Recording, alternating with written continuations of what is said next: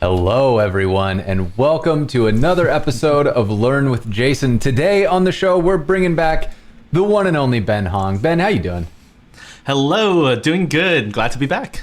Yeah, I'm happy to have you back. You're looking sharp. You got a new camera? I've been using the Logitech webcam for so long, and I finally got my Sony set up in a position so I could be just like you and Cassidy and have like the cool angle down. So working on that. Although it looks like I'm slightly off center. There we go. This is better. I know this is like my forever problem. Is I'm like, should I like scoot over? No, wait. Which way? Which way do I? No, this is the right spot. I'm also doing something new today. I trimmed my beard for the first time in like a year. So as everyone can see, look, chat, I have a neck. There's a neck Looking very sharp.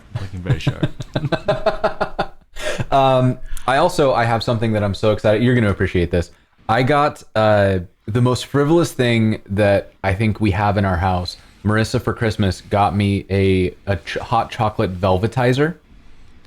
Get out. Which is a single purpose like home appliance that lets me make very frothy hot chocolate.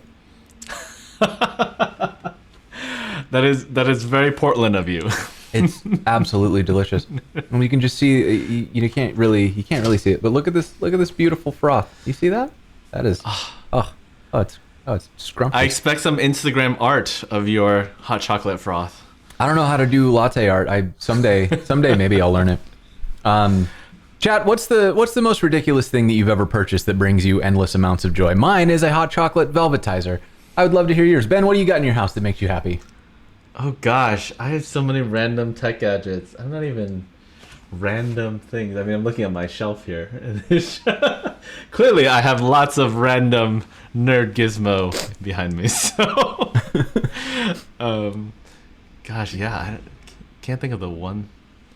You know, I am actually really happy though. We did get a bidet for our apartment, and I'm very happy with it. I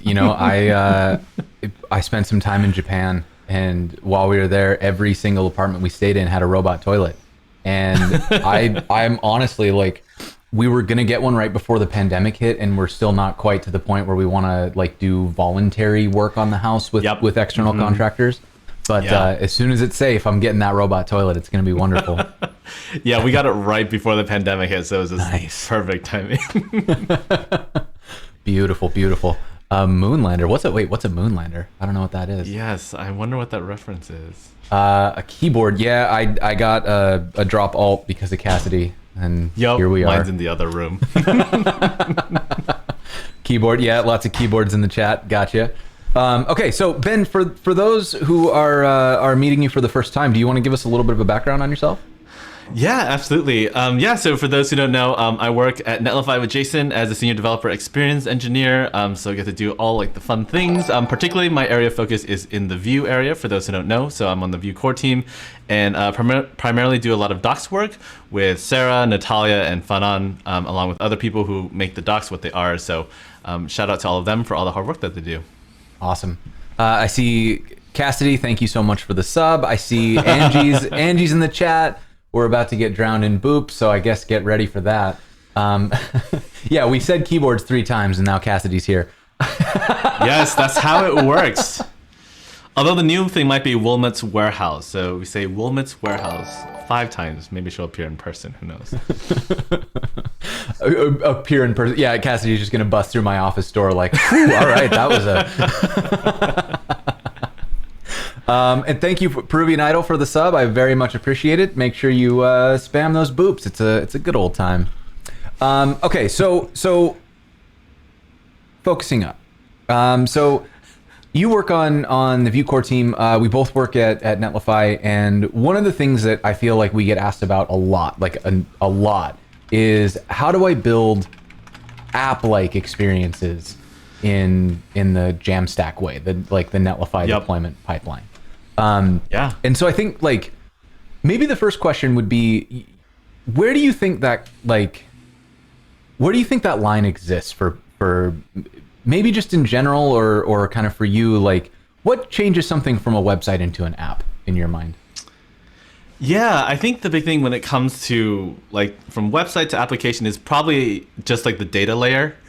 Because if you're just rendering static content and there's nothing dynamic about it, then I think that's where most of us grew up with the proverbial website, right, for reading things and seeing things. But the moment you start to have to layer any sort of dynamic aspect to it, actually, I would actually maybe that's it. Maybe it's more the static versus dynamic.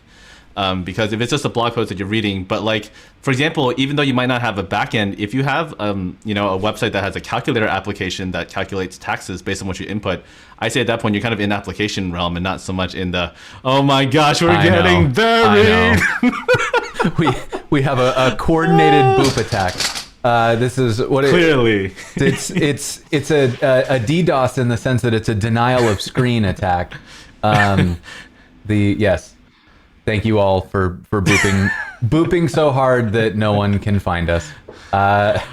Let's just. I'll just peek out over the edge. Hello. I think. Okay, so let's keep talking about. Hello. Okay. Keep talking about so what about you, apps while we're up Jason? here. What do you think about apps and websites? So I think for me, where the division starts to come in is when people talk about websites, they're thinking about like pages of content, and it's just it's so hard to be serious. Right? It's just like, boop, boop, boop, boop. I feel like a little kid in the ball playground. Yeah, that's exactly what it is. It's like being in the ball pit when you're a kid. It's like, but like having a serious conversation in the ball pit. Like, listen, you're like just floating, just your face above the balls, and you're like, hey, so mom, I want to talk about bedtime. Like let's. Yeah, I'm a big kid now. That's how I feel whenever the screen is full of boops. Anyway, so for me, I think the division really comes in when you move beyond displaying content and starting making things interactive. So if we are looking at something where it's not just like a form I submit, but a button I click that causes something else to happen, and then that changes the state of the screen, then it starts at that point it starts to feel like an app, right? Mm-hmm. And so I think that for a lot of folks that starts to like you start to ask, well, can I do that with like create React app, or like do I need a server at that point? When have I hit the point where I can't do what I want to do with just like the front end, like I'm talking about? And so maybe a good place to start there is what, like, does that boundary exist? Like, is there a place where you go, you know what, I can't build this without a server?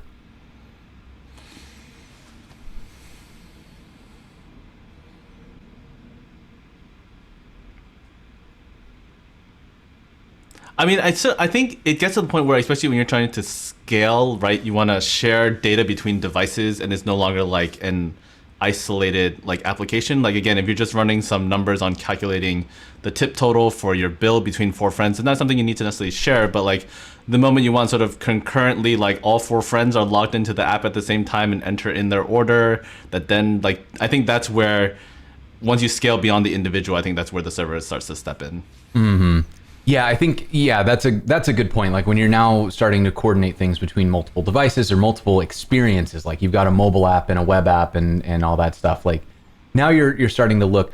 But here's one thing that I find interesting is a lot of times building a server does not mean that you have to change the way that you build your website, right? So when you're talking about like the Jamstack, you're building a front end.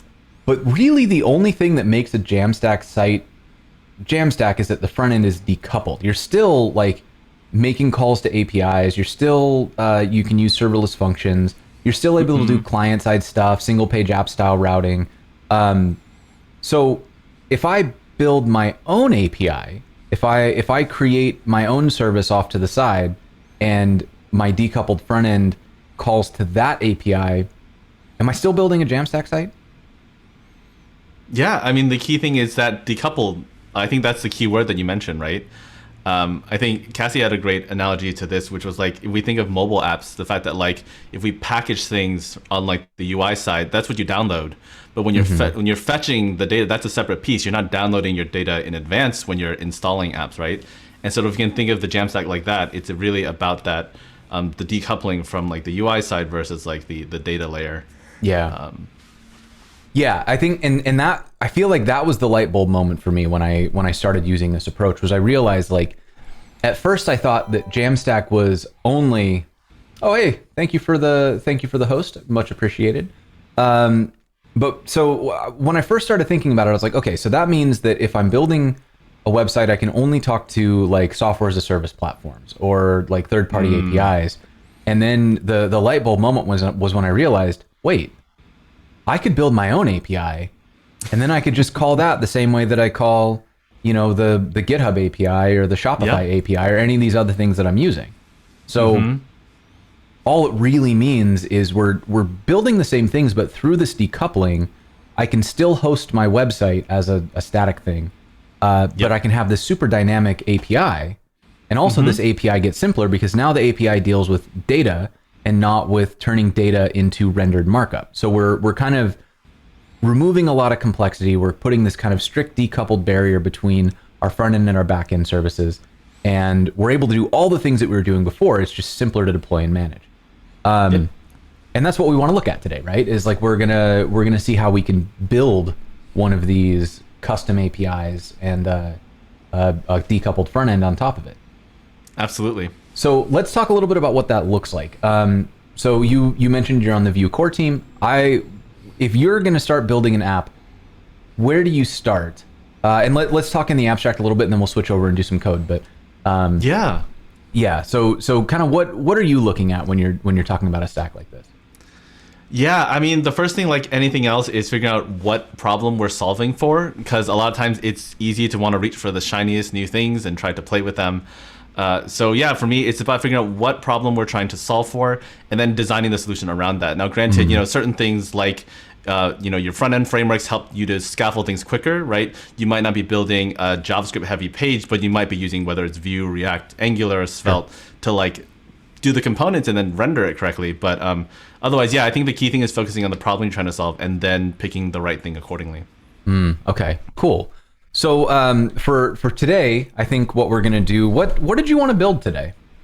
Yeah, so I think we're going to take a look back at, for those who have followed along, we built this thing in Vue 3 where we had this sort of like wish list with like sort of nostalgic toys. And so what we want to do is be able to submit that up to the database and basically have a form where people can add sort of their nostalgic toys that they liked. And then if we have time, obviously do like either upvoting and that kind of thing and create a sort of shared experience for it. Because right now everything we have is just a static local thing that we do, just right on the machine. This emoji, like 4-channel emoji that just happened is making me so happy. I'm kind of thinking like, how could I make one of those? That sounds. I was gonna say, where is that coming from? I love it. Very good stuff. Yeah. Okay. Cool. So let's do that then. So I'm gonna switch us over into pair programming mode, and Sounds before we get too far down the road, let's do a quick shout out to the sponsors. We have live captioning today, like we do every day, and that is provided by White Coat Captioning. We've got Ashley with us today. Thank you so much, Ashley. And there it is. And so if you want to follow along, that is right on the homepage of the site. It is there every week, and you can go and check that out. That is made possible through the generous support of our sponsors. We've got Netlify, Fauna, Auth0, and Hasura all kicking in to make this show more accessible to more people. It means a lot to me, and I'm really, really happy that y'all are here. So thank you so much for your support. Make sure you go check them out. All these on the homepage are linked. You can just go click on one, give it a try. So also, while you're clicking on things on the internet, go and click on the follow button for Ben's Twitter, BenCodeZen. It is full of great information, a lot of Vue insights, and this just unbelievable Harry Potter stuff. This is so good. You are I believe you're a nationally ranked Quidditch player, right? Yeah, that's right. Actually, I'm I'm a chaser. That's my role in the team. Nice. I don't even know if you're joking, and I don't care. I'm so happy. But today, Harry Potter fans know what I'm talking about. So today we're going to be working with Vue. Oh, we're going to be working with Vue 3. So let's look at the V3 docs. Yes, you want the V3 docs. Yeah, we haven't fully migrated yet. Nice. And we're also going to be working with a little bit of Hasura and we're going to be working with Netlify functions. So here's just some links. Go and check those out, but don't worry about it too much. And then let's also find here on the site where we started from. So I'm going to go here and I'm going to search for Ben so that we can learn. This is where we started. So let's go take a look at this demo. So this is where we were, right? We've got we did some reactive things, and then we also put this like search in, so we can search now for things, and then we can wish for it, and all of that stuff. That's all good. But the problem is, if we refresh the page, they disappear. We don't keep our state. So today we want to turn this into an app and actually persist this state. So what's our first step? I guess I should probably get the code first, right? So let's go find this repo. And we want to create a new one. I think that's been our policy thus far. Yeah, let's do it. So I'm going to fork this.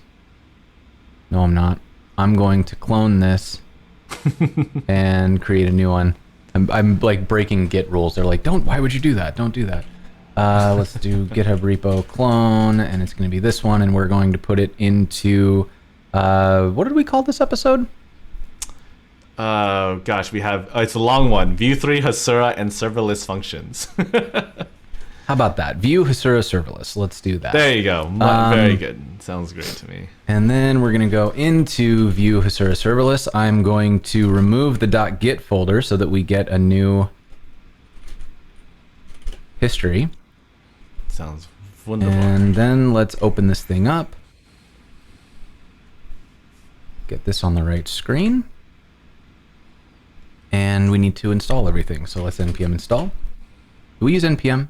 Yes. Okay. Yes, we did. All right. So once this is up and running, we're going to be able to just run npm run serve. Yep. And we're using the Vue CLI. Okay, so check this out. If you have not already tried this, it is so cool. The Vue CLI is such a powerful tool. Go and check out this episode. Was it this episode or the other one that we did where we? I think it was the other one that I demoed it to you because it was kind of a mind moment for you. Yeah, this is. I think this was the one where we talk about the Vue 3 CLI, and it's just like, holy crap, is that a cool setup?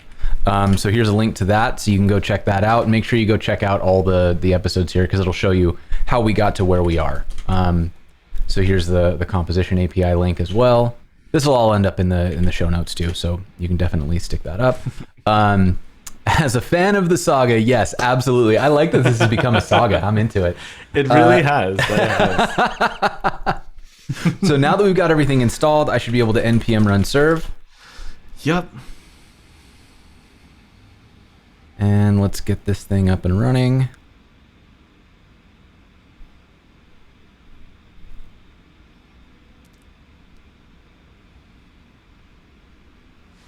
I was going to multitask, but I realized that I was prioritizing hot chocolate over opening this link. I can't fault you for that. I think I would have done the same thing. Okay, so we're here. This is our app. This is running locally, right? And so we've got this going. So let's take a look at the source code and refresh ourselves, mostly me, on what's actually happening. Okay, so I have a main.js. My main.js imports app, creates an app, and mounts it to this app div, which is out here. There's our div. So that's our React app. Okay, I get that.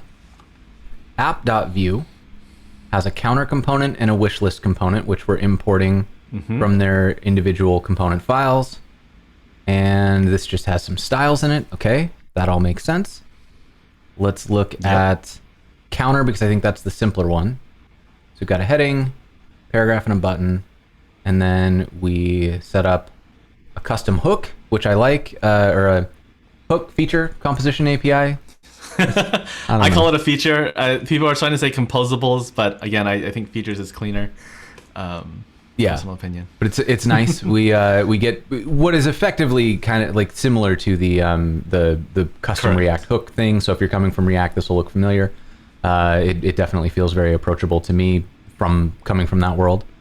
And then if we look at that feature, we've got a reactive state. And so this is kind of a new thing to me. Like reactive anything is like we're registering something, but we're setting it up to be observable so that it can notify other parts of our app if anything changes. That's correct? Yep. Okay. And then in our wish list, this is where we're going to be mostly working today. We have a list of our holiday items, our search filter, a list of the items themselves. We're using the reactive part again so that we can do a list of our GIFs, our GIF list. And then we have the search text.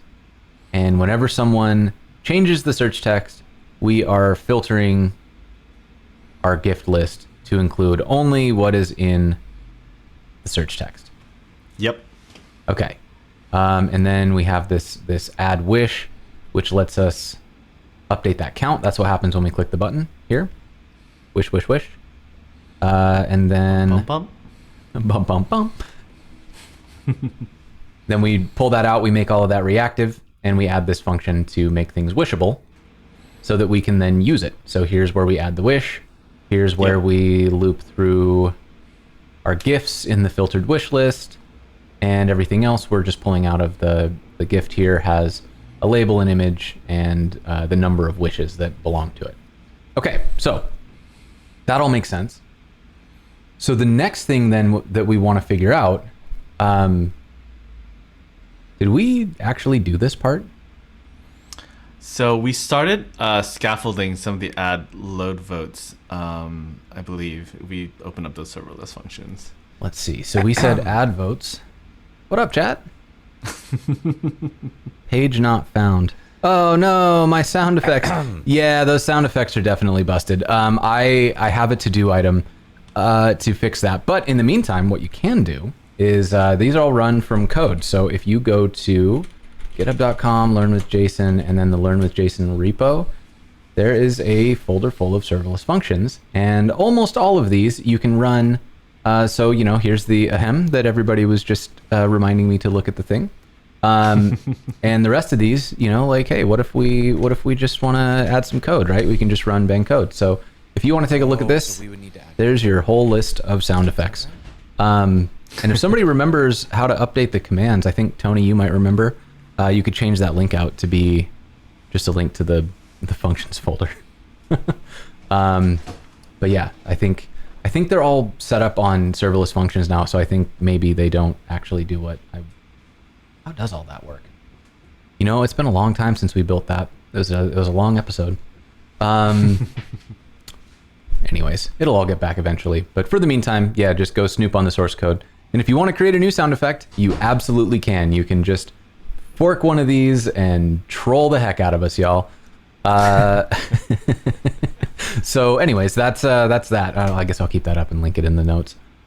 But okay, so we started working on our functions. And this went to Hasura. Dang, did we get a whole Hasura thing set up even? No, I think we were in the midst of doing that, and then Hasura like it wasn't loading correctly. Okay. And so we were close, but again, I still think it's probably worth sort of just making sure we walk through all that, because at the time we never actually Linda saying Hasura was having issues that day. Okay. So we never actually got to that point. Okay, cool. So all right, where we are right now then is we have serverless functions. So so chat, the way that serverless functions work is maybe we can just kind of mock some of this out, right? Let's do a basic one. So if I want to write a basic serverless function, what should I do here? What's my format for a kind of a baseline serverless function?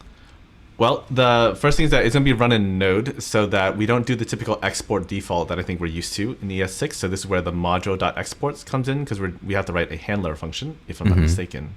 Yeah, so we have a named handler. Yep. Or exports.handler, there you go. Yep. And then that can be a function that receives, I believe, 2 parameters, which is, I want to say event and context, but I might be slightly off. That's right. And then does this need to be async or anything?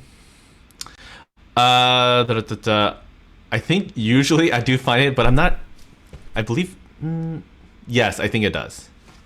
Yeah, so I'll jump in with a little more Please. context. If we don't make it async, we have to use a callback, which comes in as the third parameter, and then you would do like callback status code 200 and a body of like okay or whatever.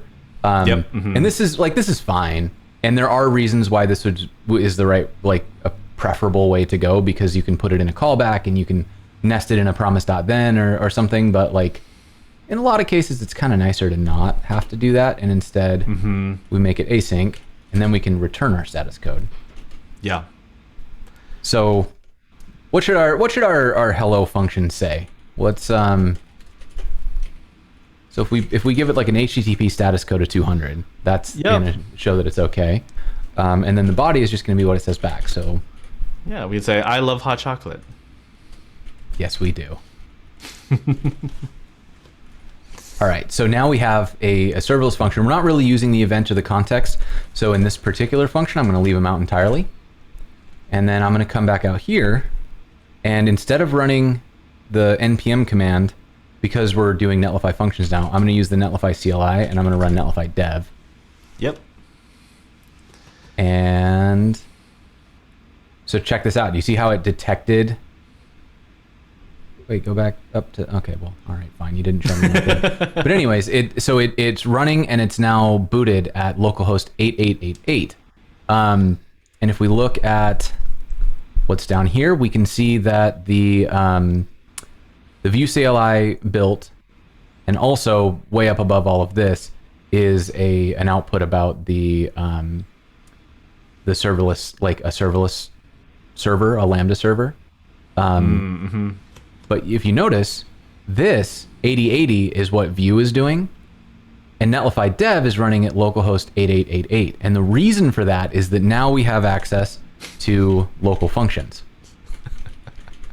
So we can run Netlify hello, and it says I love hot chocolate. And then if we want to change that, we can say really love hot chocolate, and then come out here and refresh, and we get that date. So this, like, for local development, this is amazing. Like, it's so nice. Good. But yeah, so now that we've got that kind of our basic setup here, then we can look at what happens inside of one of these. So if we're going to load votes, we have our exports.handler, and then we're going to send off a request. We need to go set this up so that it's actually there. But then we're able to just kind of return some data. So let's, what do you want to do first? Like, should we mock data, or do you want to set up Hasura first? What seems like the right way to? You know what? I think to show people like working A to B, let's mock the data first. Okay. To show them like what that's like to call it, and then we can kind of go from there. Yeah. So let's see. We can do it like this. We can get Hasura request.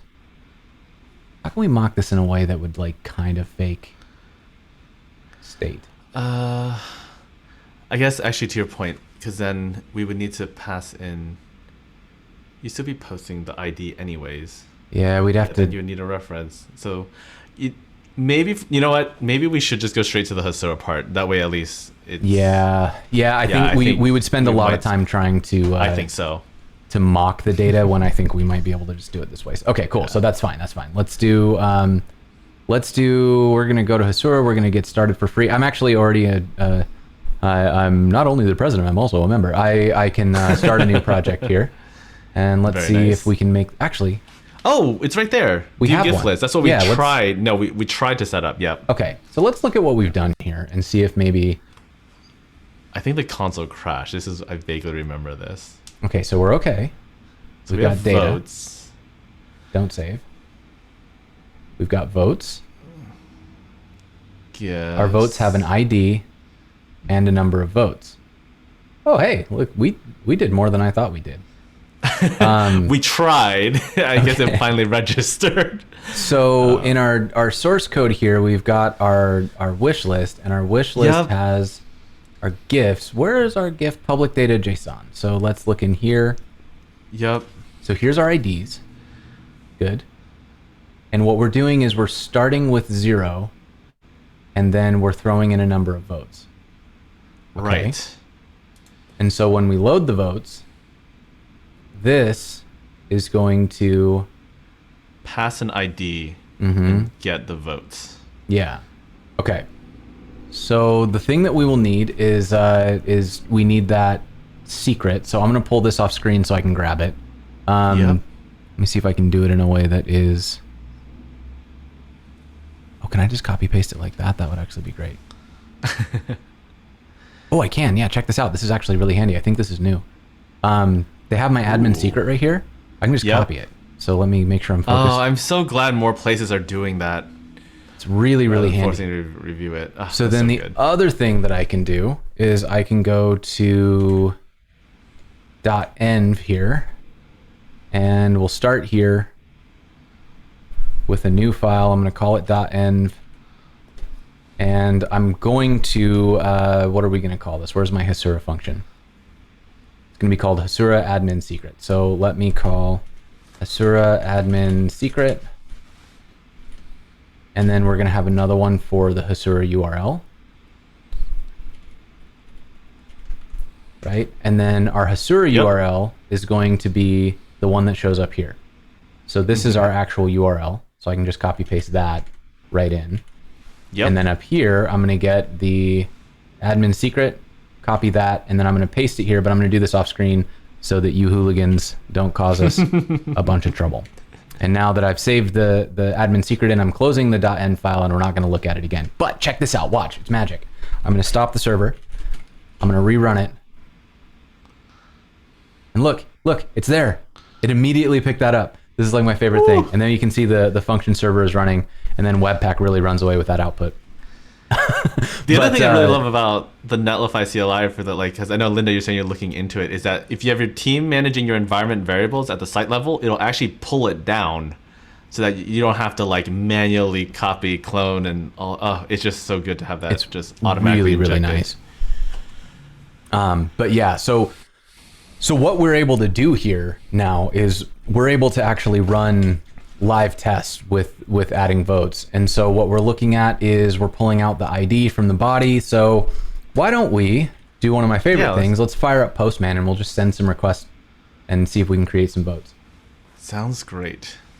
So while we're waiting for Postman, I'm going to go to this data.json and let's add votes for, what do you think, chat? What's your favorite toy? What do you want to vote for?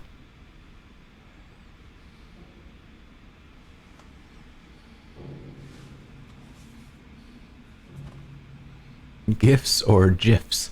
All right, we got to vote for Tamagotchi. Let's get it. We're going to get a Tamagotchi. And what we're going to do, dismiss, I'll deal with that later. And I'm going to create a new request, and we're going to go just right to our localhost 888.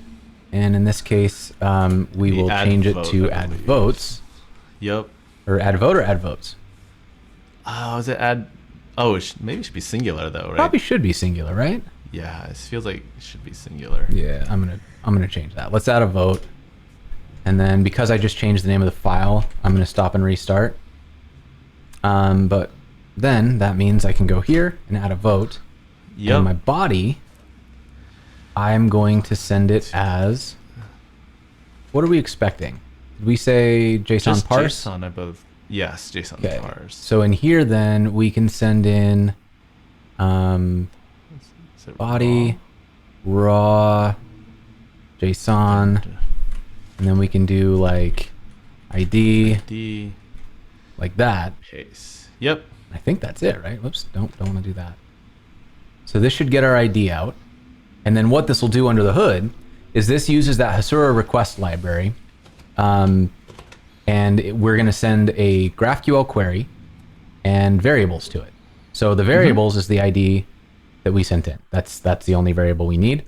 And this particular setting here is going to use the primary key column of ID and increment the votes by 1. Does that make sense to everybody? This is a little bit wild. But you hackers, you dirty hackers. Who's hacking? Nobody's hacking. But okay, so actually, am I being hacked? As that's happening right now? Everything looks normal. But so once we do this, so let's look at the Hasura thing because I think it's kind of cool. Yeah. all we please. really need is a fetch request. And so in here, we use the fetch API, which is the same one in the browser. We're using node fetch to give us that API in a serverless function. We send it as a post request. We include the admin secret as a header, and then we pass in the query and variables as JSON, and we get back a result. So we can check whether or not there's an error, and if that's the case, we return an empty array. Otherwise, we return some data, and like that's that, right? Like, isn't that great? So it's like, what I like about this is, for a simple app like this, like if I was setting up just this, I needed to track votes, then I don't have to get into a GraphQL library to run like my one query. As soon as I get more advanced though, then it starts to make sense to bring in like Apollo or Urkel, because what'll happen with these is these aren't being deduplicated or anything, which I don't care about when I'm mutating. Yep. But if I was loading like a list of products, and then I would list one product, and then I would modify a product, I want to have a local cache so that I can make things fast and dedupe requests and stuff. And Apollo and Urkel are like built for that. But yeah, so this is a really nice, like, clean setup that is one dependency, and node fetch is like a teeny tiny baby dependency with no dependencies of its own. So it doesn't add very much to your bundle, and like the overhead to use it is super low. So now that we've got this, what happens? We send off this request. Everything is good. So let's just try it. Yeah, let's see what try it. happens. Okay, here we go. I'm sending. I have sent the request and nothing came back, which means something went wrong, which means... Should we focus up? Should we, Oh, should I know we what it write was. some I know what it code? was. We didn't send the header. Or wait, no, we did. We should have set the header. It should have been there. That's what I thought.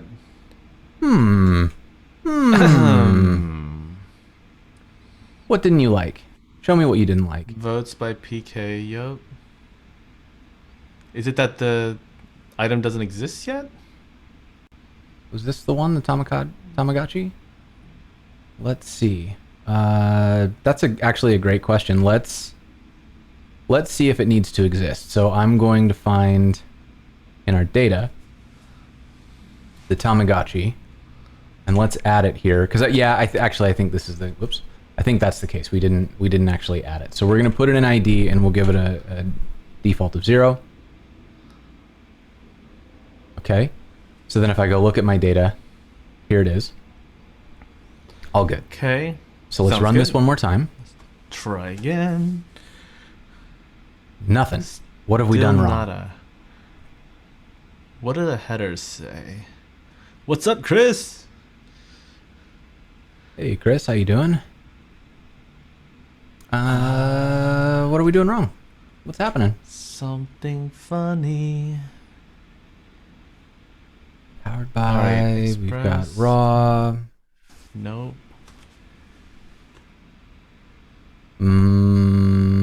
Okay. Is raw not... We sending the wrong stuff? No, this is all right. What don't you like? Let's look at the output here. No Yes, such type let's- exists in the schema. Text. Oh. Oh, wonder if we just screwed up Hold our on. query. Yeah. Text. Sure did. So what is our type? Let's go look here. We go to Yep. graphical, and then I'm going to click on this one, and we're going to look at ID. And does it say what type it is? Think we need to go String. Oh. That makes sense. Text isn't a real thing. Okay. Maybe we try that one more time. What do you think? This is Yeah, gonna let's be the try one. that. Let's try that once more. Once more with Here feeling. goes nothing. Heyo. Patow! Yes! Very Okay. good. So now that we've got this, if we go back to our data, actually we can just query these. Let's get our data and our votes. We'll query, and we can see here, there is our Tamagotchi, and it's got 1 vote. Hooray! If I run it again. Awesome. 2. Splat-ow! Okay. Bam. Persisting data. Okay, so now we're persisting data. So then we need to be able to query for data, which I think we Yes. may have already written. Yes, Load I think we votes. did. Load the votes. Okay, so that loads. Good. So So if I load this in the browser, then we should be able to see it like immediately. So we'll go Netlify functions. Oof, all right. Load So that's votes. exciting. Heyo. I think There the we first go. time I've seen that one. Behold, my bucket. I forgot that one existed. I need a copy of that one. Oh man, I'm so glad that we're digging into the archive of sound effects. Okay. I'm out of hot chocolate, and that's really That's very attractive. sad. Okay. All right. If we're out of hot chocolate, I guess I'll do code. Okay. So we are able to load the votes. So now we need to get these into the app. Yeah. So one more thing that I want to try. I want to see, now that we've got the format set up properly, I want to see if we try to vote for something Oh, that that's doesn't right. exist. Will it automatically add it? Yeah, because I'm curious if that's just gonna like do what we want. So let's give it a shot. I mean, if we're thinking about it, unless we Please set a and thank you. default to 0, would it actually? Update by votes PK. No, this No, kinda makes which means sense, it's not gonna work. because if we refresh our Hasura instance, Yeah, nothing changes. Okay. right? 'cause So the votes we is would 0, need- so we can't increment. I wonder if we can just make that work. Like we can do like an insert votes 1, and we could do like the ID, and then on conflict, can I increment? Votes That'd be all dope if I could make that happen. Where votes increment? No, that's not gonna work. Okay. is null. Yeah. I don't Yeah, think that's that. a little tricky. I can't make it. No. Okay. All right, that's fine. We'll have to do like a round of inserting all of the votes. And that's okay, Got because it. actually to do that, pleasantly enough, we can do an array of IDs and votes here, Yep. which we can set to 0, Okay. which means I can take all of these and let's move over to a new file so that I can delete everything. And I'm going, no, not like that, like this. Then I can take my label. Yep. Multi-cursor for the win. Magic. Okay, so now I've got this, and I Yep. can do this. Will you stop arguing with me? Get out of here. Leave me alone, autocomplete. Why don't you like that? This is Just like that? beautiful code that I've written here. What don't you like? Expected name. Objects. Oh, okay. I gotta. Prefix it with ID, the underscore. I think I just need to not do the quotes Really? because it's a GraphQL query, not a Oh. not a other thingy. Not JSON is the word I was looking for. You mean not you? Got it. Not me. That'll never Okay. die. So try that. There we go. That's happy now. And then what I can do is an Alright. on conflict, and I can say constraints to vote primary key. We'll update the ID, and we'll just like whatever. That's fine. Yep. So Sounds then good. we can run my mutation. Yep. Affected rows 12. If we go look at the data, Dang. look at it Look at that. go. Ooh, so good. Okay, and it kept our data too, which is I think the important part of what just happened. Like we basically just did a merge, but Yep. now we have all of our products in here. So when we go to run these, we'll be able to load all of our data, and then when we go to Yeah. add a vote, it'll just work. So let's Let's do it. yeah. So now let's go back into our code here, and I want to do a cleanup. So here's let's map this out. So Yeah. in order to do this, we need Yep. to let's set up a new to do here. Whoa, why did it do? That was very helpful of you to add that. Okay. So to do, what we need is we need to, if I can type, One, we need to load votes from Hasura. Yep. Then we need to merge votes into the gift list. And then we need to update add wish to send data to Hasura. And that's going to be, I think that's like kind of the guts of our app, right? That's basically what we need. Yep, that sounds good to me. Okay. So first and foremost, to load this, we know how to do that. We're going to call our function. That we are. So if I have my function here, and I'm just going to use the relative, where would I actually request this? Yeah, so let's talk about this. So right now we're in the setup function, right? And so this is where I think lifecycle hooks would probably make the most sense. Okay. And so I think something like probably before mount, right? Before the component mounts, we probably want to go ahead and fire off that API key. Okay. So we can do, if we scroll up to the top where we're importing like the things from Vue, we're going to import a lifecycle hook. And so this is the reason we're doing this is because we're in composition API.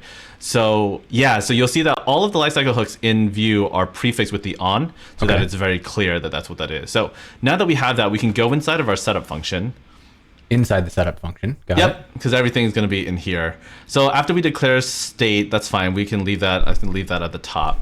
And then, yeah, I think right down here, let's add a new line. And then let's go ahead and run the on before mount. Okay. And then it'll take a callback function. Yep. Okay. And then so in here is now where we're going to, whatever we want to run before the component's mounted. So now we can basically run you can run the fetch on our relative. And then, yeah, we can either just log or we can just do the things just to make sure everything's good. Okay, so this will be our votes, and then I guess for now we can console log votes. Yep. All right. So let's go see back what out happens. here. Is it still running? It's believe not. Oh, I need to make this async. Yes. Is that okay? Like I can just do that? That should be fine. I don't think that'll be a problem. But if it is, we will learn together. This needs to be Why res. doesn't like res? I screwed up the function. Oh, okay, got it. Okay. Okay, so now that looks like this part is right at least, and so assuming everything goes well, not complaining anymore. I don't think. I think I made it happy. It's happy. So Okay, let's go that's back good. out here to the home page, and if we look at the console, we have our votes. Huzzah! Very good. Beautiful. Okay, so now we got Okay. votes. So now we want to override what we have. Although I just that should be fine. Yes. Okay. I mean, Yep. what I can do actually is I can just straight delete this, and then Yeah, we just can delete them all. Okay, so That's fine. So this will be like our other database, and now we Yep. need to. So this is going to break our app because now we don't have That's- votes. So we need to merge. Well, we'll be merging might be these in, okay. right? So Yes, they'll yes, end up yes. replacing it. So how do I Yep. get data from here into here, or do I put it somewhere else? Yeah. Well, no. So right after that, right after we've declared our votes that we've got, then we want to do like votes dot for each, for each actually probably makes the most sense. For every vote, then we're gonna go ahead and do state. So basically, well, we want to look inside of state dot gift list, right? Because state dot gift list is what contains our source of truth. That's the reactive object. And then basically we need to, for every vote, basically update the thing, right? So you might not even add the const though. I would say, Would it be like that? because gift list is an array, right? Is that what we set it Yeah. as? So we'll get the gift list as an array, and then we Yep. could get a find, and Find then we it. could just set like I was gonna say, then you just do votes equals vote dot vote. I is it guess. vote dot vote. Vote dot votes. Maybe we should destruct Vote dot votes. votes. Whatever. Okay, It's yeah, fine. plural. Yeah. Okay, Okay. so like and this? that's it actually. Yeah, and I think Do I that's return it? Or does it? No, It I doesn't think need to be you're just- returned. No, that's it, because it's a Because reactive it's a object. for each. Yep. Every time you do that, you're going inside of the reactive thing, you're finding it, and then you're updating it. Okay. Oh, it doesn't like But votes dot something's for weird. each.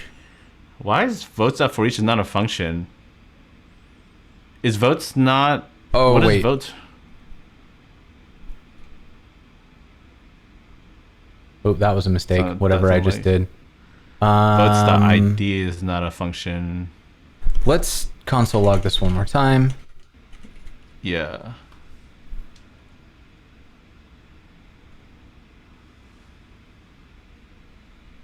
That's an array. Nada. And then in here, Yep. so for each of these, we should get a vote. But why is it not? So we can stop Use a logging function that one. returns true. Let's see. What does the chat say? So it does the Still- first. It does the first one. It finds it, but then it doesn't unhandled except error during execution of before mount hook. Does on before mount have to do something? Maybe it just doesn't like this. Okay, then in that case, take out the let's not up. This is what I don't like about this. This is weird. So it's complaining that inside of here, we've awaited the votes. We've got it. Format before create. What is Alex saying? Vote.id is not a function. Why is it trying to Yeah, call I don't a understand function? why is. Oh, I'm such a doofus. Okay, hold on. I'm a doofus. Yeah, chat, you called this out, and I just didn't. Oh. That's just me That forgetting thing. how code works. Now that worked, but That wasn't quite it though. it's not updating our. So it's Yup. defaulting to 0, and it looks like whatever we're Why? doing is not updating. Yep.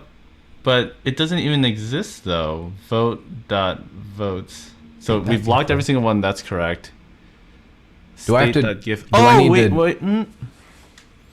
No, the computed is already dependent on gifless. No, So that's true. That's true. why is it not? We logged it. We saw the different ones because we should see some 2s basically, right? What if I do this? For Like every time maybe we maybe find is making it functional or something. Oh, okay. Yep. Okay. Yes. Wait. But it's an array, right? Will that actually work? It should. No, it won't. No, it won't. I think find is correct. So maybe Oh, wait a second. The find will return an item inside of the array, right? Let's do that thing where you did const gift equals state.giftlist.find first before we modify it, and then log the gift that we found. Yeah, I think yeah. Alex beat me to it. I think we actually need to transform it to a 2ref. Oh, that's frustrating if that's the case. Okay, so we Yeah, find I don't think. a proxy.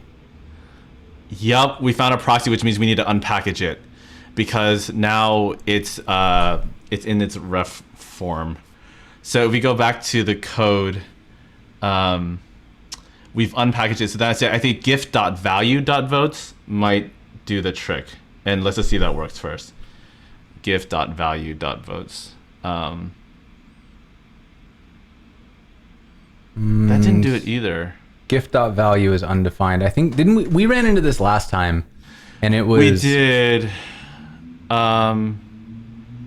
Yeah, Alex is saying to do the 2ref, but then let me just double check that helper method real quick. So no, that we had to 2ref state. It looked like. yeah, that's when we broke it down. Let me just double check real quick. So let's go to the v3 docs actually. So I guess we can debug together. And we're looking. That sounds like a for- jingle that we need. We're debugging together. Command K to go search, and then we're gonna do. Oh, interesting. Did that?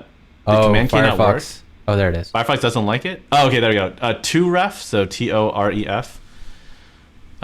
Yep, let's go ahead and that's it, the first one. State reactive. So we have this reactive thing, and then we want to pull out state foo. So yeah, okay, so that means that we need to wrap our find method in 2ref. Because Okay. it still needs to be a reactive thing, otherwise we've broken the reactivity.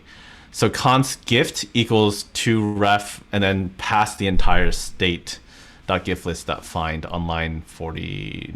Yep. And then we'll need to import that unless your IDE automatically does that for you. Don't think it is for this one. So let's get to ref. So that's 2 refs, and then we just need the singular one as well. Okay. Great. And so this one made it look like we have to do the state object and then a key to find. So do I need to get like the gift list as refs? So according to 2ref, we might need to do state and then Like this, like state gift list.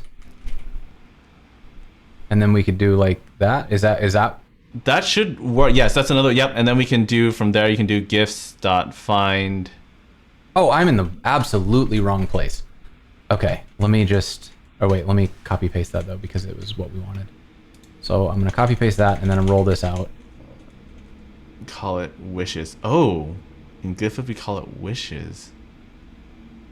All right, we'll have to take a look. So, oh, you know what? We did this. This is how we did wish. So we already did this. So this is actually, we could straight up do exactly this. But Okay, down. that's what I thought. Okay. Okay, I understand. I definitely got myself a little up in my head about it. Okay, so Yeah. we're going to do this, but with vote.id. Got And it. then we can set not the value, but the actual votes. Why don't you like that? You might actually still need dot value because now it's because it's now a ref. It's sort of like if we think of React hooks, like the sort of you have the use state has like the 2 different ones. Must be 62. oh wishlist dot view. No, this is got it. Did I change that code? I don't. Maybe. If.value is 51 then. undefined. Linda is dare saying that we changed something to wishes instead of votes. Did we have something called wishes instead? Did we miss the naming thing? I mean, Add we have wishes. Oh, gift.votes. Wait. Yeah. Oh, yeah. She's totally right. Line 62. Because we call them votes now. We don't call them wishes, right?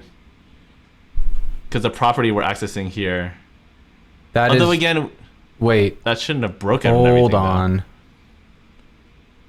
State.giftList for each gift equals. We're redefining this because we're pulling it out up here. So we're using the wishes. Yep. Gift.wishes. Totally had it. Yep. So let's change that to votes. Let's swap it all out. Yeah, we overrode everything. Oh, we might have been right the whole time. Oh. Okay, so that doesn't flip. That one doesn't like it. Gift.value is Okay. undefined, so let's make it not gift.value. Yeah, but part of me wonders whether the simpler code was right to begin with. So can we just delete line 55 Roll it on to back. 57 because we don't need it. We don't need to reset all that. So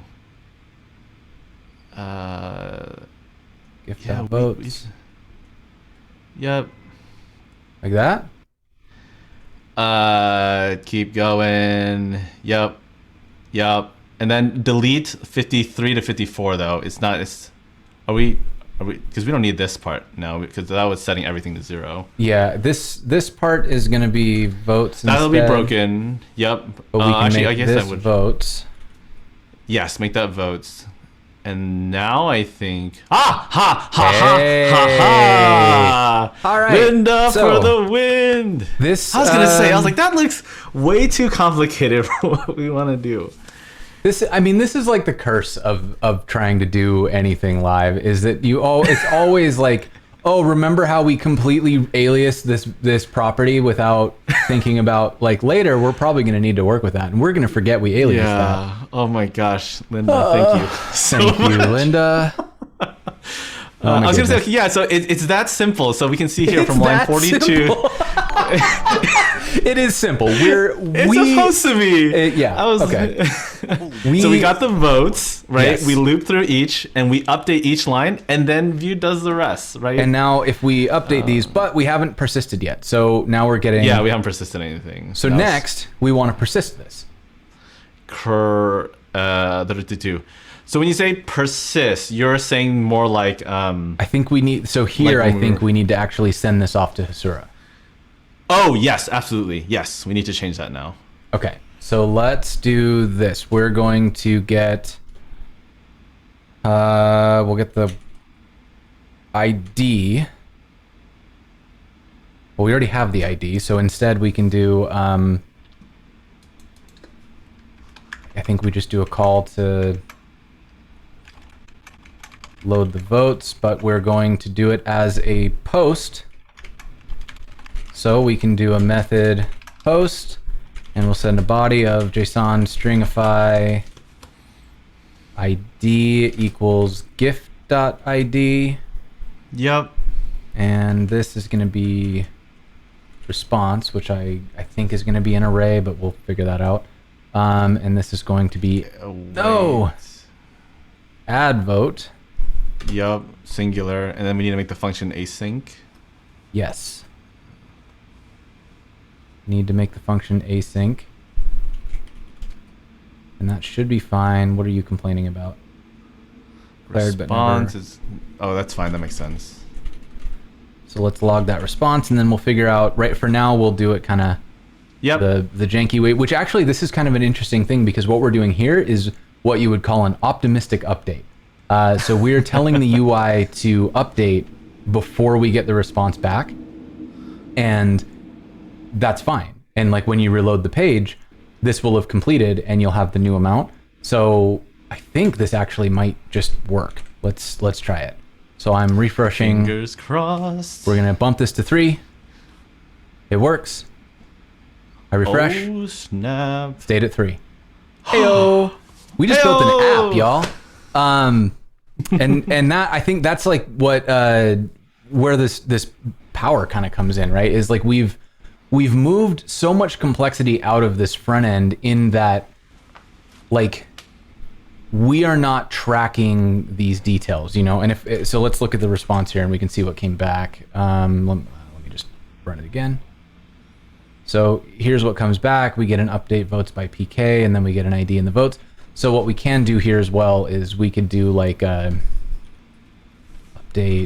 votes by PK, and we could clean this up as well in the function to like, actually let's do that.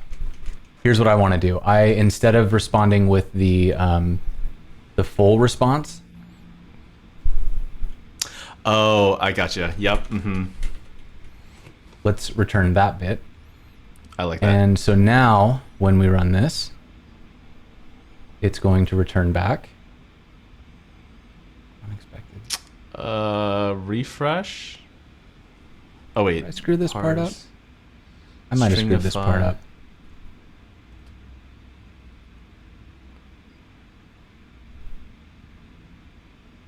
I did screw this up. Does not like it. It doesn't like so I think I just did this part wrong. So let's figure out what it's returning one more time, and then Yeah. Then hit update votes bum bum. by PK. That's right. What did you type earlier? I don't know. Probably not Is it because that. it doesn't exist yet? All right. Yeah. Let's just try it. It Let's should try it again. definitely exist. I probably guess by this typoed point it. it's Let's find fair. out. Bum, bum, bum. There it is. Okay. So now we get back the actual object that we want. So then what we can do is instead of doing that, we can say that we're going to get back the votes, and we can say the votes Equals votes. votes. And so now we've got a very like we match the UI to what's in the database. Yep. No more optimistic updates. Split Okay. Cool. So, I mean, and this is like, I find this to be such a nice approach and such a kind of a cool way to do it, right? Because we're able to very quickly get this thing up and running. And then when we want to deploy it, what can we do? We can, let's see, we'll get, I need to add to the git ignore. Let's echo dot env to the git ignore. I think that worked. Sure didn't. Let's see what I did wrong. Git ignore. Bum, bum. Ah. Oh, I see a bunch of... Didn't add an extra line. So now, that's better. So let's go ahead and add this whole folder. And we get everything in there. We've got our images and all that good stuff.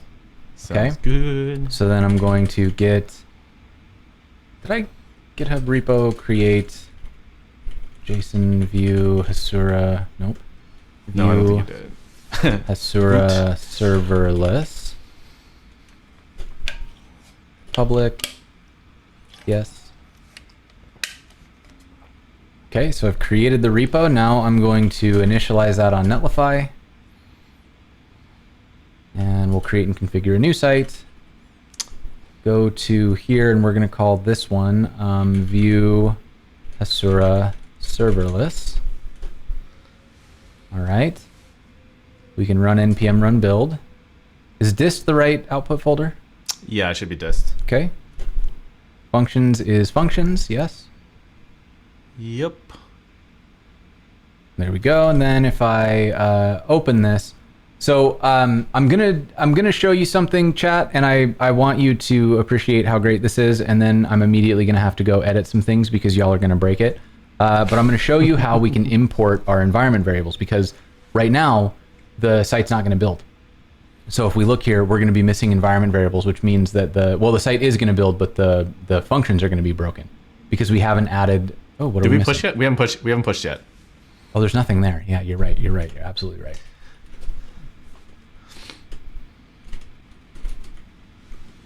We'll say working app.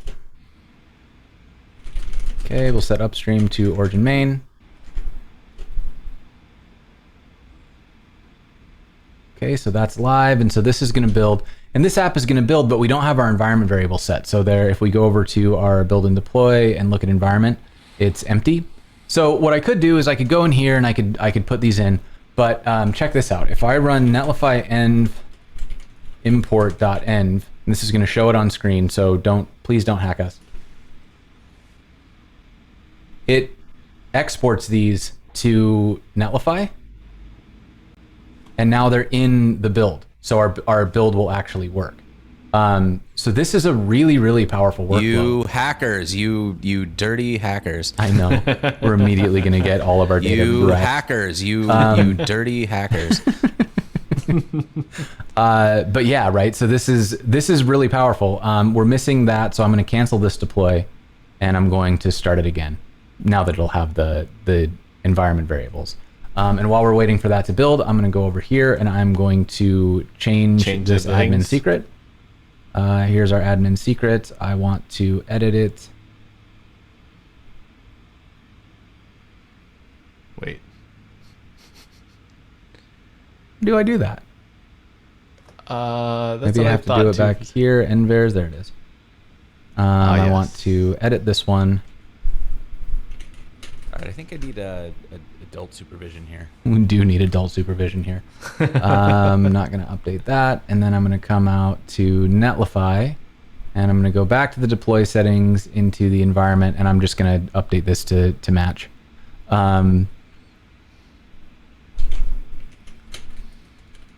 Actually, I just forgot what I said, so I'm going to copy this. Save it. Good. Okay, so now that that's saved, I'm going to go back to the deploy page and come out here. And then I'm going to come out to here, and I'm going to actually delete my environment file. Ah, my favorite part. And so now that I don't have that, now check this out. I can run netlify dev, and ta-da! comes in from the build Injects settings. Everything. It's amazing. So this is really, really, really handy, really nice to work with. But so I think I might have to rebuild this one more time because I just changed that. Yeah. Let's trigger one more deploy. Fortunately, it's happening in like a minute here. So here we go. We're deploying. We're getting this site out there. As soon as this finishes building, chat, I expect you to vote for your favorite toys. It's going to be great. I know the scary thing is that we are the adults. I know, Linda. I am, woof. And we have Sometimes money. I wake up and I think about the fact that like when I was a kid, I remember being like 16 and I worked in a restaurant and there was somebody there who was like over 30 and I was like, they're so wise. And now that I'm over 30, I'm like, oh no. I think one of my big adult moments was walking. I think it's like the PlayStation 4 had been released for a couple months and I was walking by GameStop and I just had this moment where I was like, I can just walk in and buy it, and I don't have to ask for permission. That's No one's exactly gonna be what able I to did. tell me no if I go to Cold Stone for breakfast. I have money and kid passions. It's gonna be great. Okay, so now that we've done this, this is very, very cool. But I will note one thing. Chat, if you're out there voting for things, voting your little hearts out, which I hope you are, we are not seeing updates. So Yes, that's true. let's get this load. Did we already rate limit? We probably... I would not be surprised. Chat immediately rate limits us. I love it. You know what? That's my favorite thing about this show. But no, this is actually fine. We hit our rate limit, which means that we will If we go in the database, it should be in there, right? see data and pass through. That part is fine. Okay. I guess we don't see requests, but it's a 60 requests per minute, right? And so we just hit that request limit, and it's gonna put us on timeout.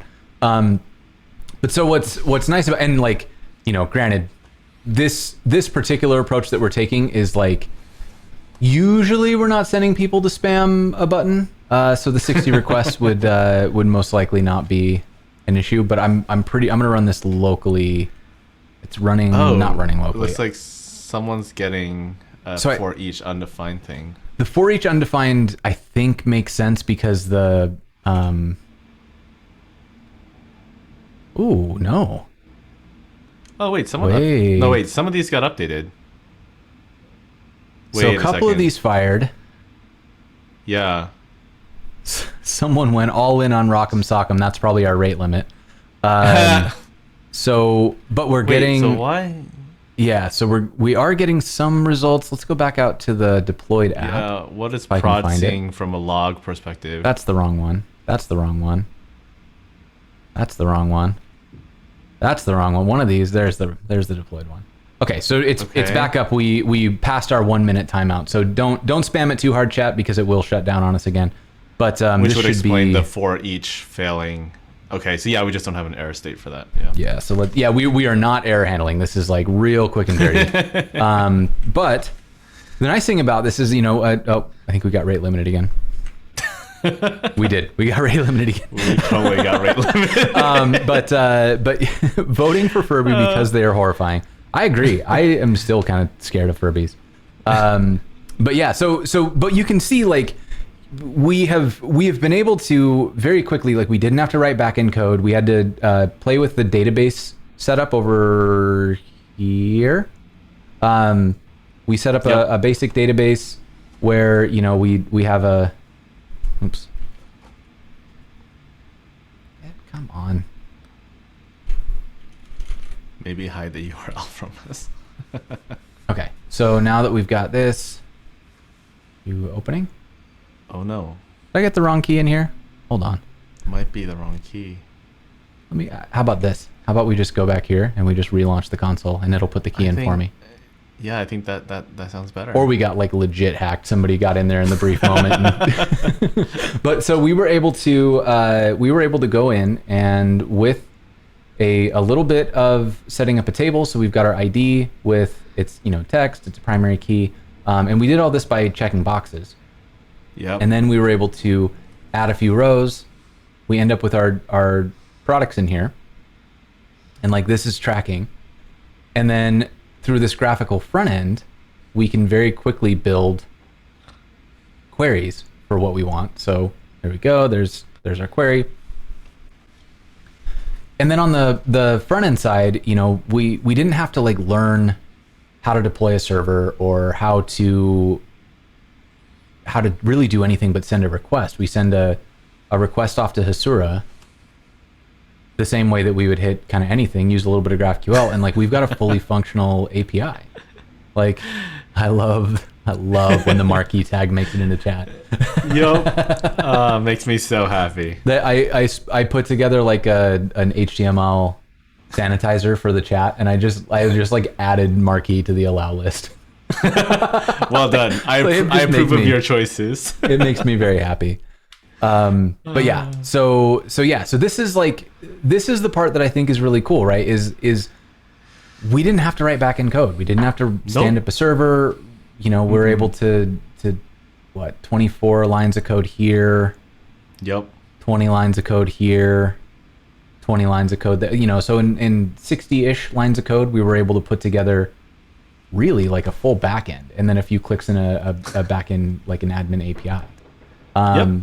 I find that so empowering as a front-end dev, right? Like, Yeah. Have you built a lot of backends is in your career? Like, has that been anything that you've been thrown into? Yeah, I've been in like the Rails world and that kind of thing, but yeah, I really like the front end. So usually, and this is why like serverless and this sort of decoupled architecture in general, I think it's such a powerful thing that I'm so excited that we're getting into these days. Yeah, I feel like I come from a back end kind of. I built a lot of back end systems back in the day, and now being able to not have to do that, being able to. Oh my God, the chat. Now the attributes get stripped. I'm pretty sure the only thing you can do in chat right now is marquee, I think.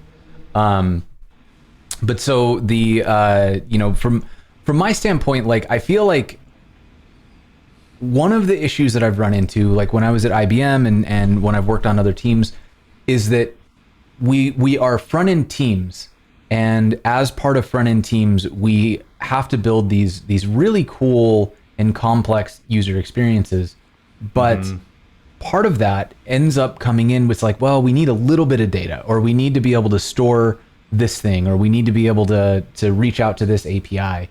And when I was on bigger teams, it felt like that always was a big hurdle. We had to suddenly go talk to a bunch of teams and ask permission for that kind of stuff. We had to wait for the backend team to be able to prioritize it. We had to get a bespoke API endpoint. There was always this kind of hurdle. And so what I find really exciting about this approach is that now I don't have to wait. I can go prototype. The front end team, without having to become backend devs, can go build these full stack experiences and proofs of concept to say, hey, we think it should work like this. And maybe you throw that away because it was just a quick proof of concept, or maybe this is something that can really turn into a full-fledged production app. Like we're running Hasura in production for explorers, right? Like you're doing all sorts of stuff in Hasura now. Do you feel when you're working with Hasura or like doing these kind of serverless flows, do you still feel like you're in your front-end comfort zone when you're doing that? It took some getting used to at first because, it just seems like such a large, like, again, it's like this realm of like new knowledge that you have to get into. But I mean, I think Linda had mentioned it, like when you look at Hasura and like the fact that you are dealing with the UI where people have abstracted just enough layers for you to like play around with things like the GraphQL interface and playing around with queries, like it getting acclimated to it, especially getting to while working on Explorers has been super pleasant. And I found, again, to Jason's point, it makes it it's so empowering to know that like you can now write your own APIs rather than waiting for a backend dev to do that for you. And so I absolutely love that when it comes to building my own things and that kind of stuff. Mm-hmm. Yeah, it makes me really happy. It makes me feel like I have superpowers, really. Like I feel like it's like that thing. It's a little bit of effort to get the hang of what serverless can do, and then you're suddenly like this whole new world without having to learn a whole new stack opens up. And I think that's really, really magical. So I saw Chuki, thank you. I hope I didn't pronounce that improperly. Thank you for the sub. I really appreciate it. Argil Samos asked about doing Nux and Firestore, if Netlify and Hasura would be a better option. I don't think that it's a better option. I think it's an option. Yeah. Have you done a lot with like Firestore, Firebase stuff? I haven't done as much with it. I know that it's super popular when it comes to like the prototyping world because they were kind of the first to really like make this process as easy. So I dropped a link in the chat for y'all. So Sarah, she wrote a great post on GraphQL, Hasura, and Nux. So for anyone who's just looking to get a feel and play around with it, she wrote a fantastic tutorial on that. Mm-hmm. So be sure to check it out. And that'll give you, I think, a better feel for like, is this the type of data I kind of want to model? Do I want to be able to use, you know, sort of the GraphQL layer? And if so, then I think it could be a very happy marriage. But if Firebase is working well for you too, I think just, keep going at it. It's definitely, like to Jason's point, it's not really a better thing. Yeah, and we've got a couple episodes in the backlog of, let's see, David East was on. He was teaching us about this. So let's see if we can find those. We've had, I think, 2 with David.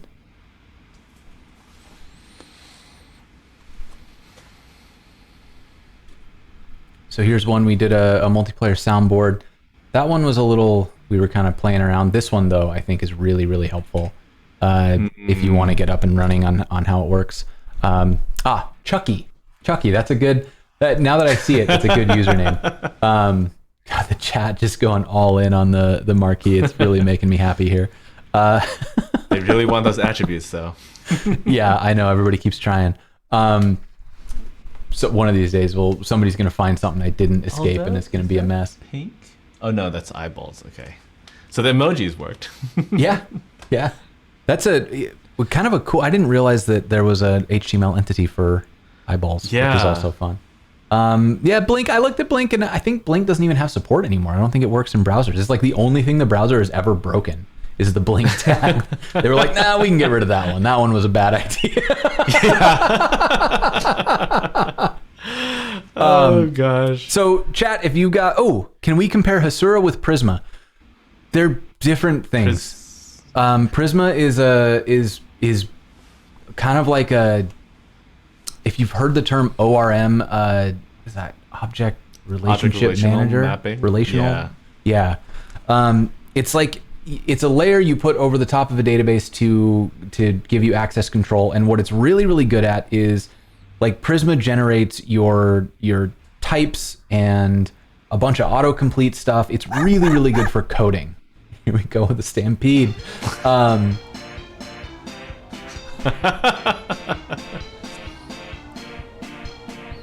So if you use Prisma for like building an app, you're gonna get autocomplete. You're gonna get warnings if you're using something incorrectly. You're gonna get the CRUD auto-generated as code. But so if you don't do that, then like what Hasura is gonna let you do is basically no code.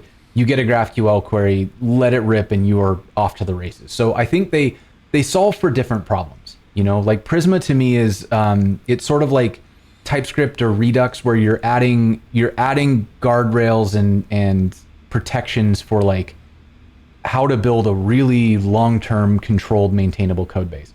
Hasura is, I want a database that I can access. I heard they just launched REST endpoints too. So I want a database that I can access over GraphQL or REST that is like managed for me and has all of these benefits. It does a bunch of stuff with like data relationships too. So like event triggers or actions to kind of extend data. There's a question about where can I learn Vue.js? Funny you should ask. We have ideas. Yeah. Ben, where should people go? Yeah, so the docs is always a great place to get started. As a free resource, we pour a lot of time into it. So if you go to v3.vuejs.org, there's an essentials section. And again, I say for people who've never done Vue or like looking for that resource, if you go to docs essentials, basically if you read through that within, I think 30 minutes, you'd have basically the gist of Vue. But I know some people love video tutorials and that kind of thing. So to Linda's, where's the essentials? Sorry, if you go to Docs, if you go in the Docs drop down and then Guide. Yep. Essentials. Here we go. Essentials, yeah. So if you basically just read that through, that's again written and maintained heavily by the team. This is a great place to start. But again, I know that people love video courses. So Linda did a great call out for Vue Mastery and Vue School for intro courses. And if you already have a front-end master subscription, Sarah also does a wonderful course on that end. So definitely check her out. And gosh, I mean, there's a lot more, but I mean, honestly, feel free to reach out to me if you have additional questions regarding getting started. Nowadays, the ecosystem is quite mature, so there are a lot of different options. And so, yeah, excited to share those with you. CCS dude, I think, was it CCS dude? Yeah, CCS dude had a question for you, Jason. For Hasura, I need my own database for it, right? Not necessarily. So with Hasura, you can fire it up. They will let you hook it up to a free Heroku account. So for your best, let's see, it's like the first 10,000 records on Hasura are free, and your Hasura account. Sorry, I think I just misquoted. Heroku will give you a Postgres database, which is what one of the databases that Hasura can use. You can get up to 10,000 records in it for free. There's also a storage limit if you're like trying to store a lot of data in the database, but typically speaking, unless you're doing something wild, you shouldn't run into that. But you can get 10,000 records in Heroku, and then Hasura will give you quite a bit of bandwidth. I think it's like 20 gigabytes of bandwidth. Don't quote me on that. Maybe we should look at it. The usage. You get 1 gigabyte of bandwidth for free. But remember, that's data throughput. So it's not like images and stuff. It's just the JSON data you're sending back and forth. And you get 60 requests per minute on the free plan. So if you have like comments or a form that people are filling out, unless you intend to drive a ton of traffic to it all at once, like the way that I just told y'all to go spam those buttons, you're probably not going to run into the rate limiting issues. But you will, like, you know, if you need to upgrade, they have paid plans that lift all those limits and all that stuff. You can see here, like, Hasura is $99 a month for the higher limit plans, which, like, probably by the time you hit those limits, you'll have an app that is making money, and then it makes sense to pay to not have to do extra work. And like for a database, you can stand one up on DigitalOcean for like $10 a month or something. So there's a lot of ways to keep your costs really low while still using these platforms and not putting yourself in a position to like have to manage all the infrastructure yourself, but you also get, you know, like all the high limits that you need. Oh, what's up, New Relic with a party of 11? Hello. Good to see y'all. You're coming in right at the end. We were able to build a full app. Pretty excited about. Let's poke at this thing one more time before we call it done, right? So here's what we were able to do today. We took this app that was set up to be completely static. Like the state didn't persist. Whenever you refresh the page, it would go back to 0. And now we are able to actually persist these amounts, where however many people have wished for this, it actually sticks around. And when we refresh the page, we see that again. So this is a really, and we were able to do that by using Vue, the composition API. We hooked that up to Hasura, and we use Netlify serverless functions to be able to make calls to Hasura that protect the API key. And actually, we kind of glossed over that. We can't put that in client code. That's why we're using serverless functions at all. If we put this in client code, then anybody could scrape this out, and then they could just wreak havoc on our database by making a bunch of queries. By doing it this way, what we're able to do is we call it from a serverless function. None of this code is exposed. People only see the endpoint. So we don't have to worry about, like, we can make these secure calls from a serverless function. And that's another like big power up, I think, is you can work around some of those limitations. Like if we needed to make a CORS limited call, we can do it from a serverless function and it'll just work. So yeah. All right. What up, y'all? But yeah, so for everybody who just joined us, we actually just ran out of time. So Ben, where should people go if they want to learn more about you? Yeah, you can find me on basically all the Internet of Things under Ben Kozen. There's Twitter, YouTube. I'll be more active on Twitch in the near future, so you all will see you there as well. But yeah, all the things. It's Ben Kozen basically. I even have a TikTok that is up and that is working on that. Nice. Yeah, so that's that is where to go and find Ben. Definitely go check him out. Ben is, I'm not just saying this because he's one of my coworkers. He is a really truly wonderful person and a lot of fun to be around. So, go and do that. Also, remember, we've had live captioning for this whole show, which it looks like the thing just ticked over, so that's gone. But thank you very much to Ashley, who's been live captioning with us all day. That is provided by White Coat Captioning. That's a fun bug. And that is made possible through the support of our sponsors, Netlify, Fauna, Auth0, and Hasura. Make sure that you go and check them out. And while you're here, go and check out the schedule. We've got so much fun stuff coming up. We've got Sunil Pai coming on later this week. We're going to learn ES Build and a whole lot more after that. So make sure you go check out the schedule, and you can add it to your Google Calendar so that you get notified when things are updated. You'll just see that on your calendar. It doesn't notify you or anything. It just shows up in your calendar list so you can come to the show. With that, Ben, I think we're done. Chat, I think we are. Stay tuned because we're going to go raid somebody. Ben, where any parting words before we call this thing over? Nah, it's been a lot of fun. Thanks, everyone. Thank you so much for hanging out with us, y'all. We will see you next time.